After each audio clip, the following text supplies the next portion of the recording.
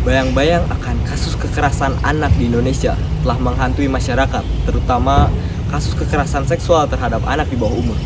Survei Nasional Pengalaman Hidup Anak dan Remaja (SNPHAR) pada tahun 2021 tercatat sebanyak 34% atau 3 dari 10 anak laki-laki dan 41,05% atau 4 dari 10 anak perempuan usia 13 hingga 17 tahun pernah mengalami kekerasan dalam bentuk apapun di sepanjang hidupnya.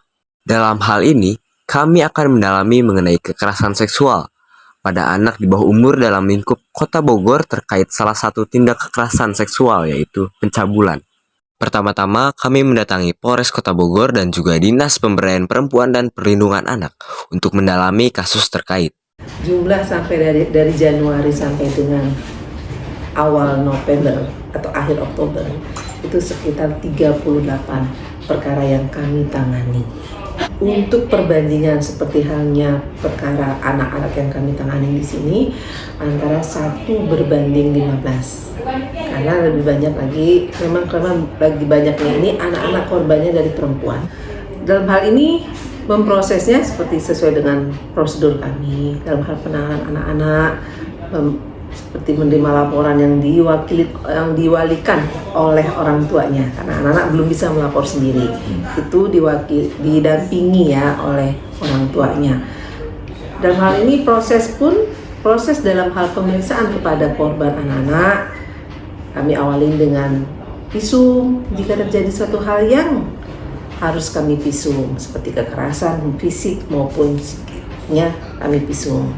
Yang kedua, dalam hal memberikan suatu keterangan, anak-anak tersebut pun didampingin oleh orang tuanya. Untuk pelaku di bawah anak-anak ya, bukan anak-anak sebenarnya, untuk anak-anak prosesnya kita sebut dengan anak berhadapan dengan hukum. Ya kalau ini pelaku ya, kalau ini untuk dewasa pelaku. Tapi kalau untuk anak-anak itu namanya anak berhadapan dengan hukum. Itu tetap sama, namun anak-anak ini ada namanya suatu hal yang ininya penanganan dalam hal diversi untuk pelaku anak. Itu ada dalam hal di Undang-Undang Nomor 11 Tahun 2012 itu diatur. Itu bisa dilakukan yang ancaman hukumannya di bawah 7 tahun bisa. Kali ini saya sudah berada di Dinas Pemberdayaan Perempuan dan Perlindungan Anak untuk mewawancarai narasumber terkait. Tahun 2021 itu kita mempunyai total kasus yang melapor ya ke UPT DPPA kita adalah 50 kasus. Sedangkan untuk 2022 sampai dengan November ini baru mencapai 45 kasus. Baik, memang cara DP3 atau menangani beberapa kasus itu dengan cara satu pencegahan, penanganan, kemudian pemulihan. Nah ini kan yang disampaikan adalah pencegahan ya, yang diinginkan pencegahan. Nah pencegahan kami ini di sini adalah implementasi mengadopsi dengan KHA. Kalian tahu KHA, Konvensi Hak Anak. Jadi kami mengimplementasikan Konvensi Hak Anak ini ke dalam Kota Layak Anak. Karena di sini juga sesuai amanat Peraturan Presiden Republik Indonesia Nomor 25 Tahun 2021 tentang Kota Layak Anak. Ketika kita menangani atau menginginkan Kabupaten Kota Bogor ini menjadi Kota Layak Anak itu kita bersinergi dengan beberapa mitra gitu ya, itu jadi dari dunia usaha, akademisi, kemudian dengan pemerintah sendiri, maksudnya pemerintah daerah Kota Bogor, kemudian dengan pemerintah daerah sekitarnya ataupun dengan pemerintah pusat. Dan selain mitra itu juga, jadi anak itu tidak hanya menjadi objek, tapi juga sebagai subjek. Jadi kita bisa bermitra dengan anak dan kebetulan kita punya forum anak Kota Bogor. Dari sini anak bisa menyuarakan suara anak. Gitu. Jadi mereka sebagai tugasnya adalah menjadi pelopor dan pelapor gitu. Jadi intinya itu cara-cara pencegahan yang kita lakukan dan melalui sosialisasi pastinya untuk biar peran-peran itu berfungsi secara baik. Nah, di UPT DPPA sendiri itu punya beberapa layanan. Satu itu pengaduan masyarakat, kemudian ketika mereka melaporkan kita akan melakukan penjangkauan ke korban gitu kan. Kemudian setelah menjangkau korban otomatis dengan pengelolaan kasus. Setelah itu apabila perlu penampungan sementara kita tampung tidak lebih dari 3 hari. Terus kemudian dilakukan mediasi apabila berhubungan dengan hukum, gitu kan. Terus dan kalaupun masuk ke ranah hukum, saya ke Polresta, ke Kejaksaan, itu kami lakukan pendampingan kepada korban. Jadi tidak dilepas begitu saja, tapi tetap kita dampingi untuk melakukan pelaksanaan tadi yang penanganan korban itu. Jadi harus didampingi oleh orang-orang yang ahlinya. Jadi kami di UPTD PPA itu punya advokat, yaitu orang hukum, dan juga ada konselor. Di sini adalah tenaga psikolog dari S1 gitu. Jadi ini yang membuat selain tadi penanganan, pastinya juga dengan rehabilitasi. Nah, rehabilitasi dan penanganan ini kita tidak hanya sendiri, mesti tidak berdiri di DP3 atau PTD PPA sendiri, tapi kita juga bersinergi juga dengan RSUD, dengan Dinkes. Terus satu lagi adalah puskesmas. Nah itu kan lebih cenderung kepada misalnya kalau ada korban fisik kekerasan kayak KDRT itu juga kami bersama dengan puskesmas.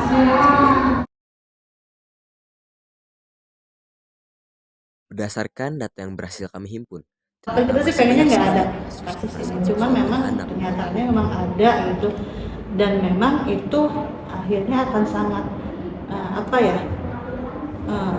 sangat mengganggu terutama ke psikisnya si korban, karena mungkin secara psikologis dia mengalami hal yang mungkin di luar yang kebiasaan anak alami gitu kan. Dan ada beberapa kasus juga yang setelah teman-temannya tahu juga mengalami perundungan, dibully oleh teman-temannya gitu kan, mengalami seperti itu gitu ya. Pokoknya menyedihkan lah ya. Mudah-mudahan harapannya sih nggak ada lagi korban-korban seperti itu, kembali ke penjagaan, ke pola asuh orang tua. Nah memang yang terjadi itu biasanya predator ini memang orang-orang terdekat, gitu. Bukan orang luar, orang terdekat di sekitar tempat tinggal atau bahkan keluarga sendiri. Tambahan kali ya, kalau menurut saya kurang lebih sama sih kayak Brina, menyedihkan juga gitu kan, apalagi kalau terjadi pada anak gitu. Kalau pada anak kan sebenarnya di beberapa kasus mereka sebenarnya nggak tahu apa sih yang terjadi sama dia tuh gitu kan, mereka nggak tahu dipegang-pegang itu tandanya boleh gitu kan. Terus karena kurangnya pemahaman sejak dini ke anak bahwa ada loh bagian-bagian gimana yang boleh dipegang dan boleh enggak. Dan untuk beberapa anak mereka nggak paham gitu. Mungkin mereka menganggapnya dengan adanya orang megang-megang kita gitu, bagian dada memeluk gitu kan, itu sebagai bentuk kasih sayang gitu kan. Tapi kan ternyata sebenarnya ada maksud lain. Kalau orang dewasa kan udah pasti berpikir ini pasti ada maksud lain gitu kan. Nah, beberapa korban juga mereka nggak paham gitu kan, terus juga jadinya secara psikologis traumanya jadinya belum muncul gitu pada saat anak nanti. Nah, karena trauma itu nggak bisa muncul satu dua hari pasca kejadian, nah kemungkinan besarnya kan akan terus berlanjut nanti pada saat dewasa gitu. Pada saat dewasa misalnya dia punya pasangan, terus kemudian dia jadi keinget lagi, oh kayaknya dulu pernah mengalami ini gitu. Nah itu yang sebenarnya yang harus dihindari. Banyak dampaknya dari kekerasan seksual itu sendiri, khususnya untuk anak. Dan pelaporannya itu ada yang memang datang langsung, ada yang melalui frontline kami dulu. Biasanya didampingi oleh kader sebagai panjang tangan dari kita, gitu kan, kader wilayah. Kita juga ada PAPBM, perlindungan anak terpadu berbasis masyarakat. Mereka melaporkan ke kita, lalu di sana kita melakukan asesmen awal dengan anak-anak. Nah, apabila memang belum dilakukan kepada polisi, kita dampingi. Gitu. Ada pula yang sudah melapor, baru ke kita, baru ke UPTD PPA. Nah yang seperti itu nanti kita akan pemantauan terus ke kantor polisi. Biasanya BAP itu nggak cukup satu kali, ada BAP tambahan. Memang kalau misalnya dibutuhkan, kita dampingi. Mulai dari pelaporan, pendampingan BAP, seandainya dibutuhkan visum, itu juga kita dampingi. Kita sudah ber-MOU dengan RSUD dan Rumah Sakit Bayangkara, visum gratis.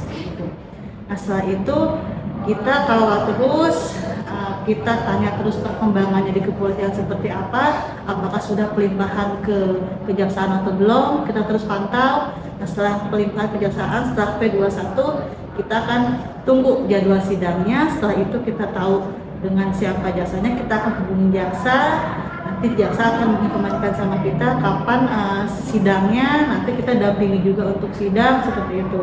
Dan untuk penanganan psikologisnya ditangani oleh konselor psikologis kita gitu. Biasanya memang untuk penanganan psikologis nggak cukup sekali ya kan ya, beberapa kali sampai dinyatakan memang dalam keadaan yang kondisinya baik-baik aja. Rekan-rekan? Sama juga kalau di UPT DPP ini kan ada 2 layanan ya, ada konseling hukum sama konseling psikologis. Nah, konseling hukumnya salah satunya sama saya, ada partner saya juga kebetulan lagi nggak hadir, dan ada advokatnya juga. Jadi nanti pada saat pelaporan sebelum biasanya minta konsultasi hukum dulu ya Bu ya untuk kedepannya, nanti pada saat menghadapi persidangan tuh harus seperti apa, nanti advokat kami yang coba kasih tahu teknik-tekniknya, cara-caranya seperti itu. Didampingi oleh pendamping juga pada saat sidang. Ibu Kintan, Ibu Rina, Ibu Nina, dan Ibu Komang adalah orang yang sangat berjasa dalam menangani kasus kekerasan seksual pada anak. Tanpa mereka, mungkin anak-anak akan terus dihantui oleh kasus kekerasan yang tiada hentinya oleh oknum-oknum tidak bermoral. Semoga dengan hadirnya para pahlawan seperti mereka akan turut mengurangi kasus kekerasan seksual pada anak di bawah umur.